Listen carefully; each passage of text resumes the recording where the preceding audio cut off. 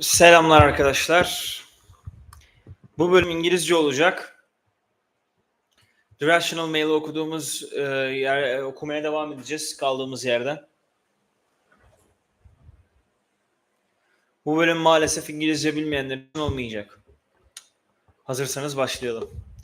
Hello guys, welcome to another episode of Reading the Rational Male. We are still in the chapter 1. Now we are reading the desire dynamic, which is one of the very important areas, very important topic of the book. All right, so let's start. The desire dynamic. You cannot negotiate genuine desire. This is a very simple principle that most men and the vast majority of women are willfully ignorant of. One of the most common personal problems I've been asked advice for in the past 10 years is some variation of how do I get her back? This is really interesting because when you look at the people who comes to the red pill, the main reason of it is usually a breakup. It's always the same. A guy's heart is broken. Some girl leaves him, and the way that the relationship ends is very hard, and it leaves very big traumas on the guy, and now he needs to increase his awareness, and he needs to change how he looks at relationships, men and women and everything, because he realizes that he is in a point he either needs to accept the truth as it is, or he needs to suffer for the consequences. So that's why a lot of guys are coming to red pill because of a breakup. How do I get her back is the main question. Usually this breaks down into men seeking some methodology to return his relationship to an earlier state where a previously passionate woman couldn't keep her hands off of him. And of course, this is always a form of negotiating the desire. And he will explain why this will never work. 6 months into a comfortable familiarity and the thrill is gone, but in truth, it's the genuine desire that is gone. It's often at this stage that a man will resort to negotiation. Sometimes this can be as subtle as him progressively and systematically doing things for her in the hopes that she'll reciprocate with the same sexual and intimate fervor they used to have. This is very interesting. Today I saw this tweet of a guy. I'll show this to you. It was very interesting. It's like the woman makes a schedule for him, and she determines what can he do in order to play PS5. There are worse version of this. They do this for sex as well. They say, for example, you do this, you cook dinner, you'll get a blowjob. Or this is not for sex, but this is, as we can see here, the wife determines how many times a day a guy can the husband can play his PS5, which probably he bought the thing with his own money. If he does fast rub, he gets 30 minutes of playing time. If he does back rub, he gets 40 minutes of playing time. If he cooks dinner, he gets 1 hour of playing time, but it's no online. It's specified, so that must be important. And if he takes out the trash, he gets 1 game of 2K only. I guess he gets a right to buy a new game. And if he cleans, if he cleans the house, he gets 2 hours of playing time, and must take 30 minutes break for affection. So okay, while he's giving breaks, yeah, exactly. It's like yeah, in every 30 minutes he must go and show some affection to his wife. That is also so guys agree to this only to reignite the flame. They're willing to do anything, but the more they do these kind of things, the worse it becomes. Unlimited playtime on Sunday only.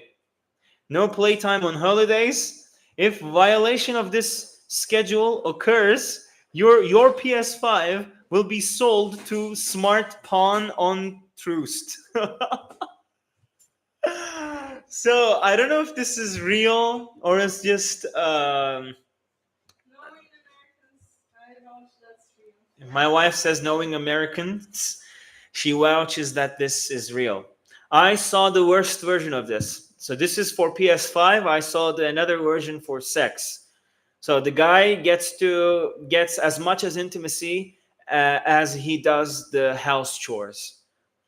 So these are the things that guys would agree to in order to, as Rollo Tomassi says, he exactly uses these words. Sometimes this can be as subtle as him progressively and systematically doing things for her in the hopes that she'll reciprocate with the same sexual slash intimate fervor they used to have. So this is the mentality of guys subscribing these kind of things. Someone called Hacks texted saying, "Hey, I just subscribed to your channel. Thank you. It's been 1 week. Do you think about keeping less the video timeline? I can't watch too much because of my job." That's a that is definitely something that I can think about. But I guess I can give more importance to English videos as more English followers I will have in the future. In Turkish general video feed. Well, I think my Turkish videos are short enough. My usual Turkish videos are not more than 15 minutes. If you're talking about English videos, I don't have much of them because I don't have much English followers. But the more I get them, the more I can continue producing English content as well. Thank you for your support and thank you for subscribing to my channel. Other times, a married or long-term couple may go to couples counseling to resolve their sex issues and negotiate terms for her sexual compliance. He'll promise to do the dishes and a load of laundry more often in exchange for her find sexual interest in him. Yet, no matter what terms are offered, no matter how great an external effort he makes so deserving of reward, the genuine desire is not there for her. In fact, she feels worse for not having the desire after such efforts were made for her compliance. Her desire has become an obligation. So you see the brilliance of this dynamic. The more you do things in order to get her sexual desire back, the worse it becomes. Because you make the sex, you turn it into a negotiation, and you turn it into a transaction. I'll do you this and this and this and this and that, and in exchange you will give me sex. But this is against the nature of sexual intimacy, because you cannot change the dynamics of the sex. You cannot turn it into a transaction. Sex happens when there is a genuine burning desire from between couples. And if you don't have that, no matter effort you do to negotiate that desire, no what kind of things you offer for a transaction, if you pay if you pay trillions of a woman, if you pay money for a woman, if you give things that will interest her, you may You may make her want to have, you may make her have sex with you, but you can't make her want to have sex with you. So this is the difference. In order for you to make her wants to have sex with you, it's not about what you do for her, but it's about what kind of man you are. Are you an attractive guy, or are you not? Are you an unattractive guy? If you're not getting sex, which means you are not an attractive guy. So you need to become more attractive. Hence, you need to embody behaviors of an attractive man. Negotiated desire only ever leads to obligated compliance. Very important words. Negotiated desire only ever leads to obligated compliance. So when you try to negotiate the genuine burning desire, the best thing you can get in exchange of that negotiation is obligated compliance. She may comply, she may feel obligated to comply for your transaction, but she will never want to do it, actually. She will have other reasons to continue to have sex with you, and those reasons can be anything, but it's not going to be because of genuine burning desire. It's not going to be that she gets wet for you. She really wants to be with you. She wants to feel you inside of her. It's not going to be because of that. And the healthy thing is, if you have genuine burning desire towards each other, and you need to find a way to reestablish that dynamic. And this is why her post-negotiation sexual response is often so lackluster and the source of even further frustration on his part. She may be more sexually available to him, but the health-hearted experience is never the same as when they first met, when there was no negotiation, just spontaneous desire for each other. From a male perspective, and particularly that of an uninitiated beta male, negotiation of desire seems a deductive, rational solution to the problem. Man tends to innately rely on deductive reasoning, otherwise known as an if then logic stream. The code is often something like this: I need sex. Women have the sex I want. Query women about Query women about their conditions for sex. Meet prerequisites for sex equals to the sex I want. Makes sense, right? It's simple deductive pragmatism, but built on a foundation that relies on a woman's accurate self-evaluations. The genuine desire they used to experience at the outset of their relationship was predicated upon a completely unknown set of variables. Overtly communicating a desire for reciprocal desire creates obligation and sometimes even ultimatums. Genuine desire is something a person must come to or be led to of their own volition. You can force a woman by threats to comply with behaving in a desired manner, but you cannot make her want to behave that way. A prostitute will fuck you for an exchange, but it doesn't mean she wants to. I'm reading this here again. Very important. You can force a woman by threats to comply with behaving in a desired manner, but you cannot make her want to behave that way. A prostitute will fuck you for an exchange. It doesn't mean she wants to. And we can look at it in a biblical sense as well. A believer woman could continue to have sex with you because the Bible says so, because God wants her to be compliant, but it doesn't mean she wants to. She just does it because she believes she's supposed to do it. She feels forced to do it, and it's not as good as it sounds. It might be a very bad experience even for you and for her as well. Whether in a monogamous marriage, LTR means long-term relationship, or a one-night stand, strive for genuine desire in your relationships. Half of the battle is knowing you want to be with a woman who wants to please you, not one who feels obligated to. So this is only half of the battle.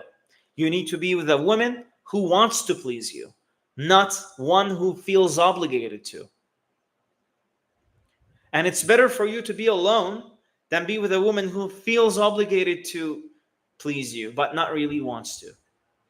You shouldn't you shouldn't both lock yourself and that woman into a relationship where both you and her both are together for obligation. You must set each other free. You will never draw this genuine desire from her by overt means, but you can covertly lead her to this genuine desire. The trick in provoking real desire is in keeping her ignorant of your intent to provoke it. Real desire is created by her thinking it's something she wants, not something she has to do. So, how do you get that? How do you manage to lead your relationship into this kind of dynamic? And the answer to this is by not putting yourself in a position where you need her sexual affection and you're so obsessed to it and you are so addicted, and you need to really feel like you're ready to be on your own.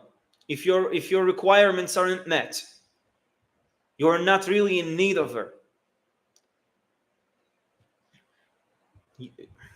Anyway, you get the main idea.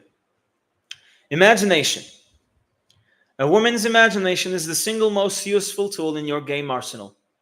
Every technique, every casual response, every gesture, imagination, and sub-communication hinges on stimulating a woman's imagination. Competition anxiety relies on it. Demonstrating higher value relies on it. Prompting sexual tension relies on it. Call it caffeinating the hamster, if you will, but stimulating a woman's imaginings is the single most potent talent you can develop in any context of a relationship. And this is not very hard to do because they are waiting and wanting you to poke her imagination anyway. Imagine you are going out for a boys' night. She's already feeling like, what he's going to do? Will there be other women there? He looks so attractive. He got a new haircut. What am I like? She's feeling uh, competition anxiety, right? This is one way to poke her imagination, and this is in a healthy way, and in healthy limits are very good for your relationship. This is the single greatest failing of average frustrated chumps. They vomit out everything about themselves, divulging the full truth of themselves to women in the mistaken belief that women desire that truth as a basis for qualifying for their intimacy. Right? Women always say that they want a man who opens their emotions, who is vulnerable to them, who talks about everything about him. But that's not true. You'll need to always leave a space for her to discover who you are. A little, a little bit of curiosity is always good. Learn this now. Women never want full disclosure. Nothing is more self-satisfying for a woman than to think she's figured a man out based solely on her mythical feminine intuition. Uh, and this means imagination, of course. When a man overtly confirms his character, his story, his value, etc., for a woman, the mystery is dispelled, and the biochemical rush she enjoyed from her imaginings, her suspicions, her self confirmations about you are gone. Most guys with a beta male mindset classically do exactly this on the first date and wonder why they get LGBF'd promptly after it. Let's just be friends. I mean, friend zoned. This is why familiarity is anti seductive. Nothing kills game, organic passion, and libido like comfortable familiarity. That's why in a lot of marriages, the sexual dynamic tends to go down. It's not necessarily because of the marriage, but it's because the husband and the wife are always together and they don't have a separated life. They become one being in an unhealthy way. So that's why the sexual tension goes down. You need to have a life that is separated from your wife, as your wife needs to have a life that is separated from you, in healthy boundaries, of course. Otherwise, you get too much familiarity, and that kills desire. That is anti seductive.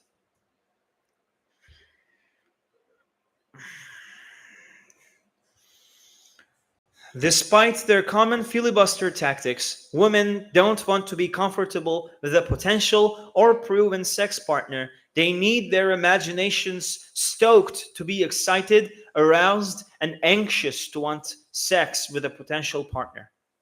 In an LTR, there's an even more critical need to keep prodding that imagination. Exactly as I said, this is more detrimental in an LTR because, well, most of the LTR guys, after LTR people, after 2 or 3 years, they live together, right? And in marriages. And when you start living together, you tend to be more familiar with one another. And the intimacy you have and the attraction you have is in more danger because it's more hard for a guy to establish boundaries because you live in the same house. And if you let it, it comes to a point where you can't do anything without having a wife's approval.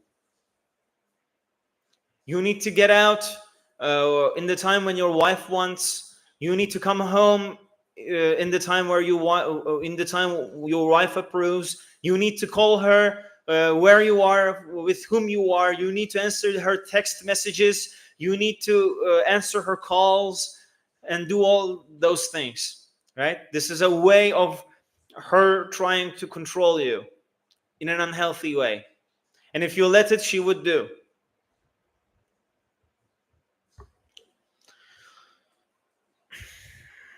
In an LTR, there's even more critical need to keep prodding that imagination.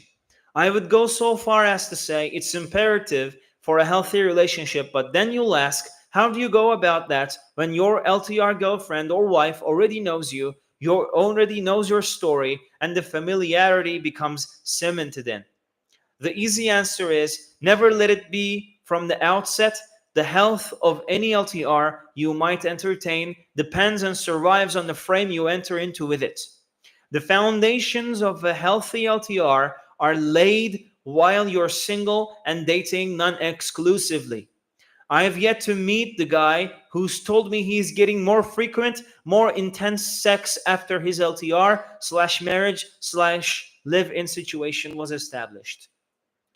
The primary reason for this is the relaxation of the competition anxiety that made the urgency of fucking you with lustful abandon in your dating phase an imperative to get you to commit to her frame. That's the crux of the matter that so many guys fail in. They surrender the frame before they commit to an LTR. They believe, thanks to their feminine conditioning, that commitment necessitates and is synonymous with what is this? Acquiescing to her frame control. Acquiescing to her frame control, which means like being in a lot of guys, because of their feminine conditioning, they believe that a commitment necessitates to do everything that she wants, to be in her frame, to satisfy her by all means, to comply with all her wishes. That is what we have been conditioned to believe. A happy wife, happy life, right? It's not. Combine this with anti-seductive familiarity and the growing commonness of your own value because of it, and you can see exactly why her sexual interest wanes. So what do you do to prevent that? First and foremost, understand that whose frame you enter into an LTR sets the foundation of that LTR. If you find yourself buying into an it's women's world and we just live in it mentality, where your default presumption is that commitment means she wins by default, you lose, and that's just how it is. Don't even consider an LTR. She enters your world, not the other way around. There is no such thing as equal partnership. It's either your frame domains or hers. It's either she enters your world or you enter her world. It's not the other way around. There's no equality on this. And she needs to enter your world, not the other way around. Secondly, you need to cultivate an element of unpredictability about yourself prior to and into an LTR. Always remember, perfect is boring. Women will cry a river about wanting Mr. Dependable and then go off to fuck Mr. Exciting. In an LTR, it is necessary to be both, but but not at the expense of the other. Too many married men are terrified to rock the excitement boat with their wives or LTRs because their sex lives hang in the balance of placating to her and her already preset frame. She must be reminded daily why you're fun, unpredictable, and exciting, not only to her, but other women as well. So this is a very important part of to be an attractive man. You can't be only attractive to your wife. You can be attractive as a guy, and the woman will find you attractive, hence your wife will find you attractive as well.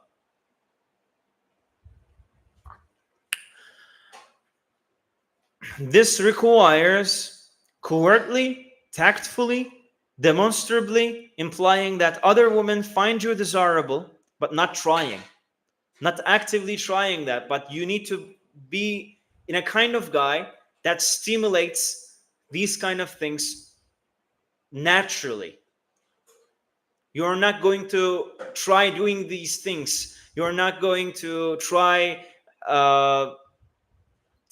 you are not going to try to make other women desire you. That's cheating. Okay? This is not something that should happen that while you're actively trying, but this should happen in a natural way. If you're an attractive guy, this would happen without you even trying. Women crave the chemical rush that comes from suspicion and indignation. If you don't provide it, oh wait, if you don't provide it, they'll happily get it from tabloids, romance novels, The View, Tyra Banks, or otherwise living vicariously through their single girlfriends. By playfully staying her source of that rush, you maintain the position of stimulating her imagination.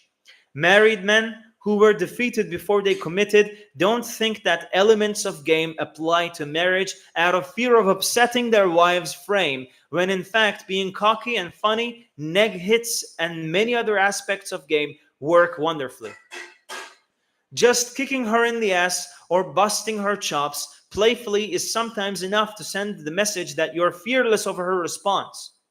You can break her frame with cockiness and the imaginings that come with it.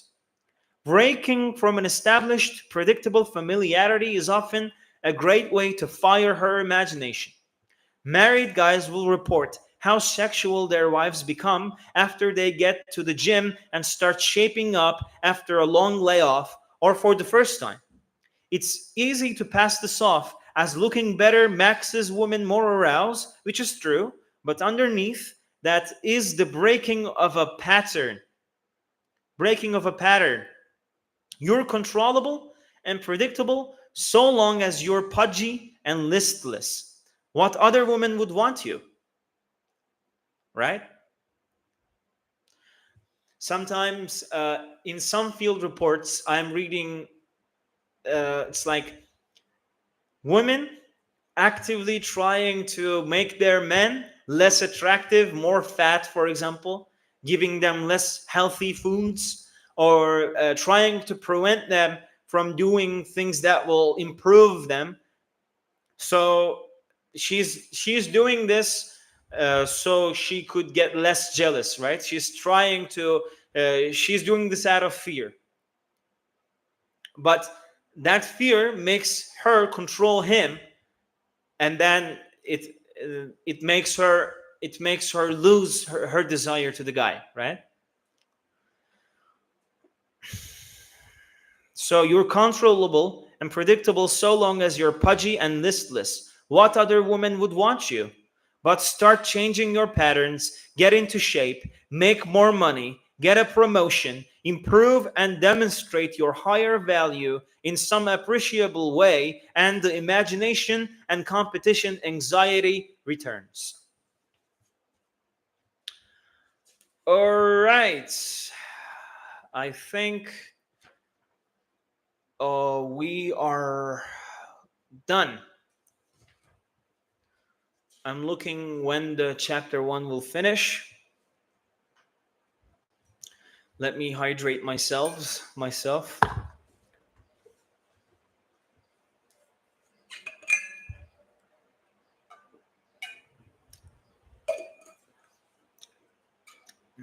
Okay, I think going as slow as possible would be better, as we don't have a lot of English people who listen to us, English speaker people who listen to us right now. So I will call this off for today. We have read the desire dynamic. We have learned why the genuine burning desire cannot be negotiated, and what are the ways of poking her imagination and make yourself stay attractive during the course of your LTR, of your marriage. Thanks to the Rollo Tomassi for this wonderful words that he had written in the Rational Mail. I hope the guys that who had watched this video got inspired and learned things that will benefit them throughout their relationships. Thank you so much for listening to me. And if you like this video, please make sure to press the like button and subscribe to my channel. Are you accepting any question in the stream? Of course, you can ask, but it will be in English. Are you one of my Turkish followers or English?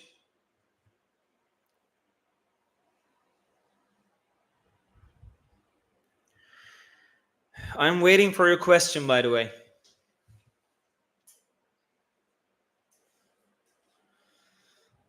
Sudin Lauma, one of the Turkish followers living abroad. Oh, cool. All right. Please ask your question. I'm waiting. I will answer your question and then I will be gone.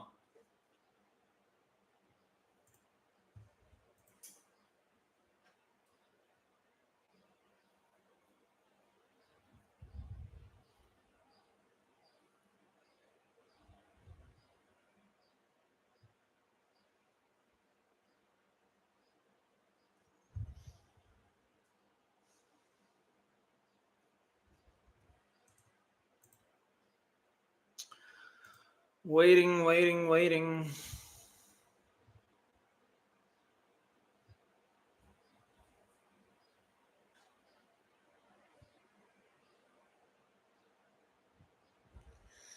Oh God.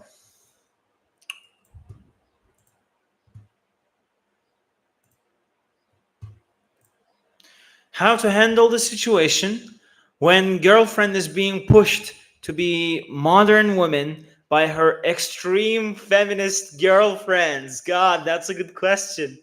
Well, I have explained this in my latest video. You can watch it, you know Turkish, um, by being my supporter. If you want to watch it today, you can watch it by being my supporter, or you can wait for tomorrow and you can watch it for free.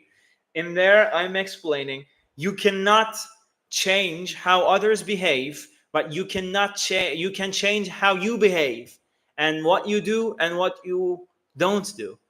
So you're asking how to handle the situation when the girlfriend is being pushed to be modern woman by her extreme feminist girlfriends.